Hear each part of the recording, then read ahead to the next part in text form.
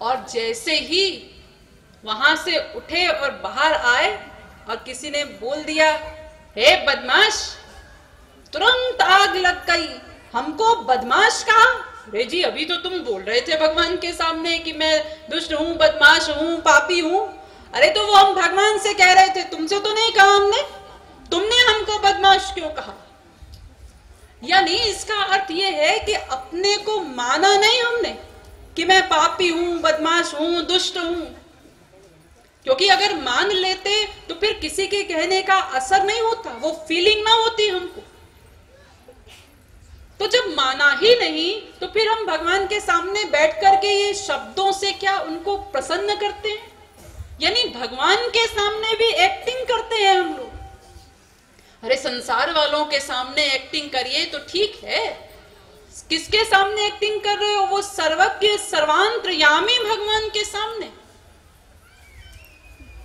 उनको भी हम शब्दों से प्रसन्न करना चाहते हैं, भीतर से कोई फीलिंग नहीं। मंदिर जाते हैं तो कहीं कुछ परसेंट भावना बन जाती है कि यहां कोई गलत काम नहीं करना है, हम मंदिर में खड़े हैं। लेकिन जैसे ही मंदिर के बाहर निकले, बिल्कुल अपने को आजाद समझ लेते हैं, अब कोई नहीं देख रहा, आप कुछ भी सोचो, कुछ भी करो, मन माना। अरे किसने कहा कि भगवान केवल मंदिर में ही होते हैं? प्रभु व्यापक सर्वत्र समाना। भगवान तो सर्वत्र समान रूप से व्याप्त हैं, सृष्टि के कण कण में, और तुम्हारे हृदय में भी तो बैठे हैं। तो कैसे सोच लिया कि अब कोई नहीं देख रहा? तो इस प्रकार की ये दुधारू तलवार चलती है हम लोगों की।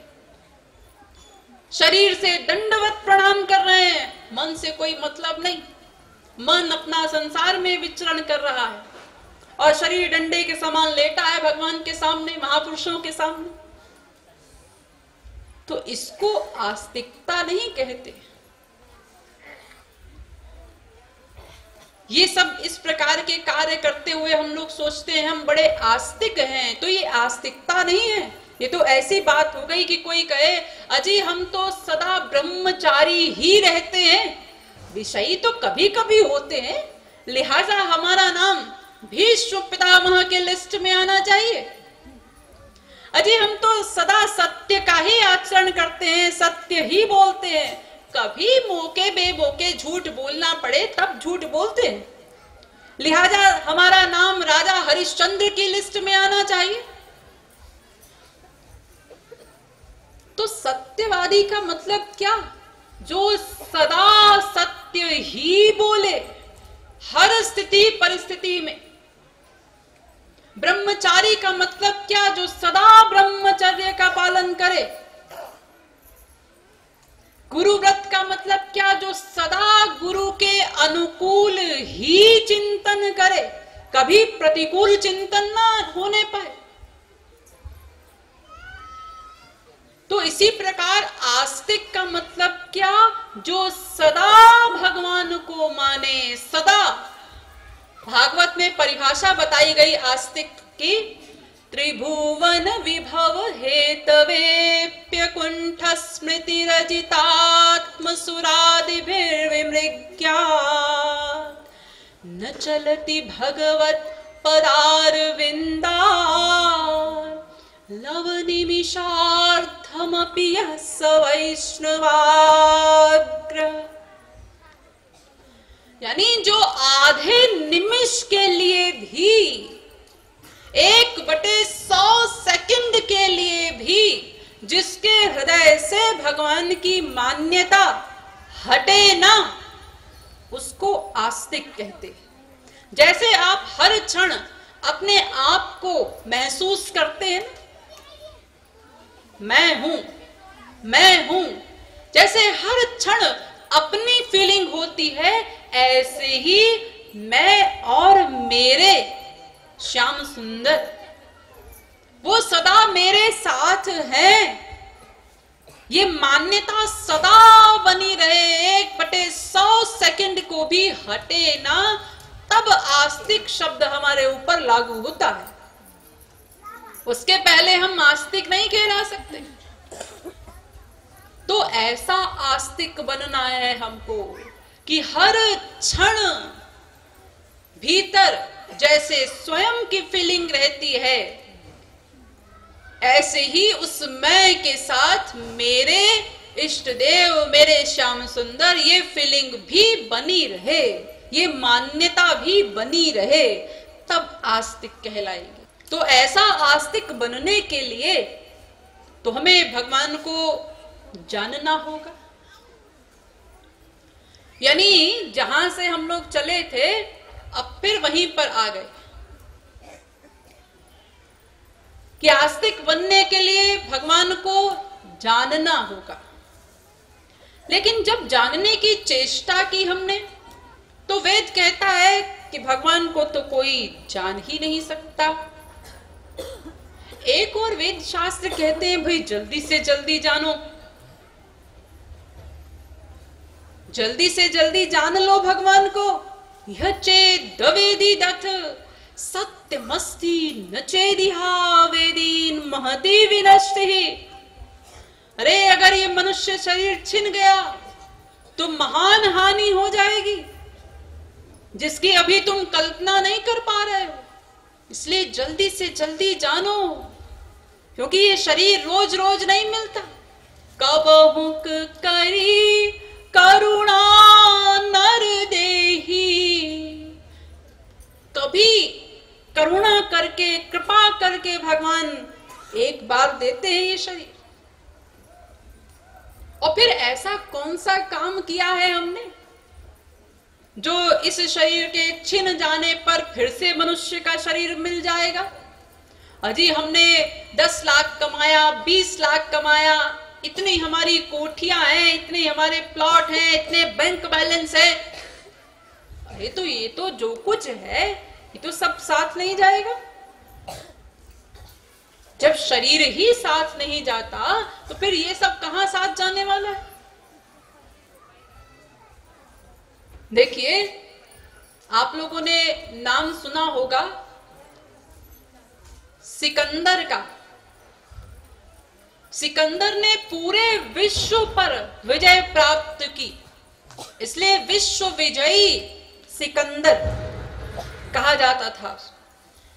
तो वो सिकंदर जब मरा तो मरने के पहले उसने कहा कि हमारे हाथ कफन के बाहर रखना,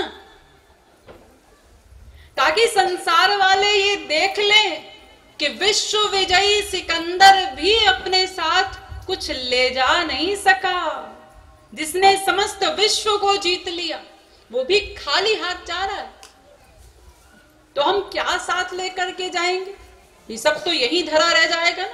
और इसके कमाने में जो 400 बीसी की है, क्योंकि पूरी पूरी ईमानदारी से कोई काम करे ये तो संभव नहीं, बेईमानी तो होती ही है, 400 बीसी तो होती ही है।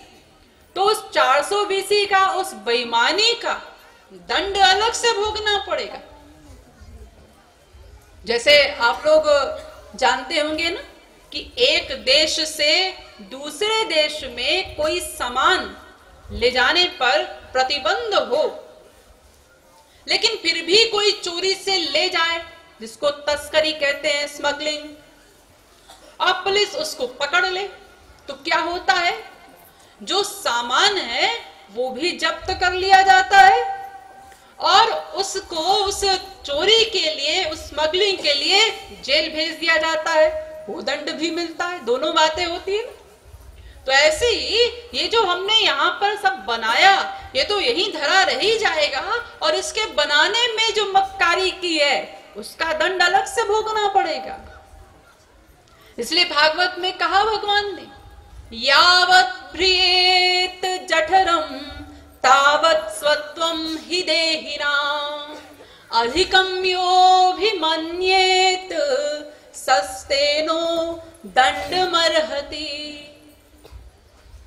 जितने में तुम्हारे शरीर का भरण पोषण हो जाए, तुम्हारे परिवार का भरण पोषण हो जाए, बस उतने के तुम अधिकारी हो। उससे अधिक संग्रह किया तो फिर ईश्वरीय दरबार के चोर हो, सस्ते न। और उस चोरी का दंड मरहती दंड मिलेगा, फिर दंड भोगना पड़ेगा। इसलिए अधिक संग्रह करके क्या करेंगे, साथ तो कुछ जाना नहीं। हमारे श्री महाराज जी ने अपने राधा गोविंद गीत में लिखा, गर्भ से न लाया कछु गोविंद राधे, संग भी न जाए कछु मन को बता दे, मुट्ठी बांधे आया था तू गोविंद राधे, हाथ पसारे जाए मन को बता दे। कोई बहुत धन इकट्ठा कर ले, कुबेर के बराबर भी हो जाए, तो भी क्या होगा, पा भी लो कुबेर पद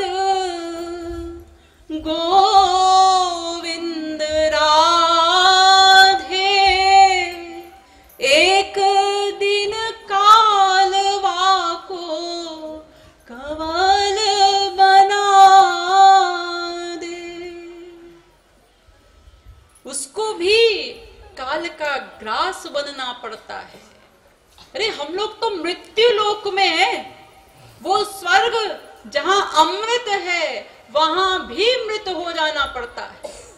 नर की बिसात क्या है गोविंद राधे, इंद्र को भी जाना होगा स्वर्ग से बता दे।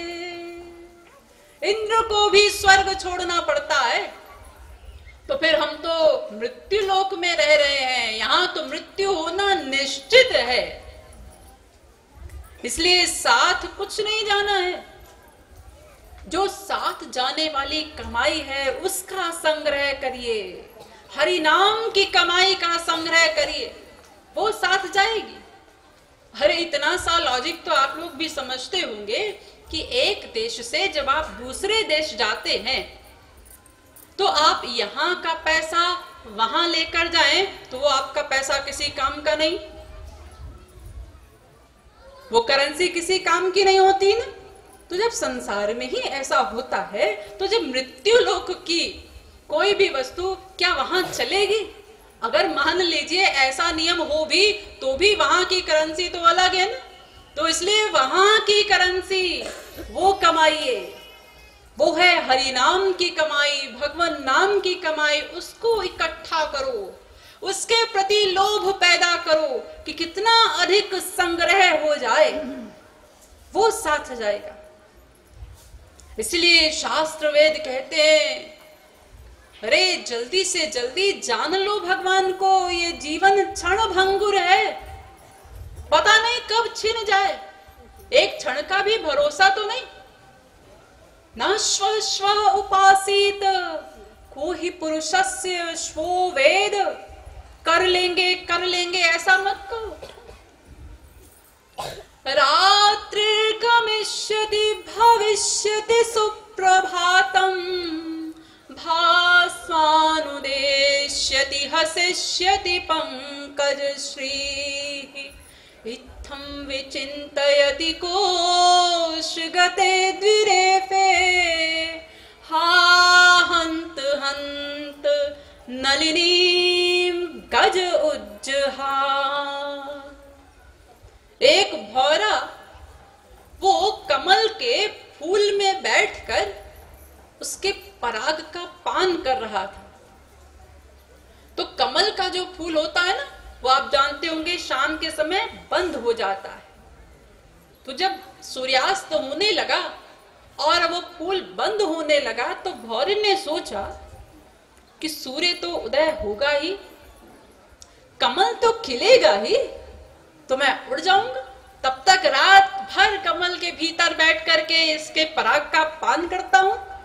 तो अभी ऐसा सोच ही रहा था कि कमल बंद हो गया और वहां सरोवर पर एक हाथी आया। उसने कमल को नाल से उखाड़ा और अपने मुंह में धर लिया, यानी वो भौरा मारा गया। ऐसे ही उस भौरे की तरह ही हम भी सांसारिक विषयों में आसक्त हुए ये सोचते रहते हैं, हाँ कर लेंगे कर लेंगे, अभी क्या जल्दी है, अभी हमारी उम्र ही कितनी है। ऐसा सोचते सोचते अनंत जन्म पहले भी बीत चुके हैं और अगर अभी भी हम लोग सावधान नहीं हुए तो आगे भी अनंत जन्म बीत जाएंगे। इसलिए ऐसा उधार नहीं करना है, ये बहुत अमूल्य मानव शरीर मिला है, इसलिए कर लेंगे ऐसा उधार मत करो। अरे देखिए दशरथ जो कि अतिरथी थे, अतिरथी क्या होता है? 1000 रथियों से जो अकेला लड़े उसे महारथी कहते हैं, और 1000 महारथियों से भी जो अकेला लड़ ले उसको अतिरथी कहते हैं। तो दशरथ अतिरथी थे। स्वर्ग में इंद्र के सिंहासन पर, आधे सिंहासन पर उनका अधिकार था, जब चाहे स्वर्ग जाकर इंद्र के सिंहासन पर बैठ सकते थे। और फिर पूर्णतम पुरुषोत्तम ब्रह्म राम उनके पुत्र बने, वो पर्सनालिटी दशरथ थी।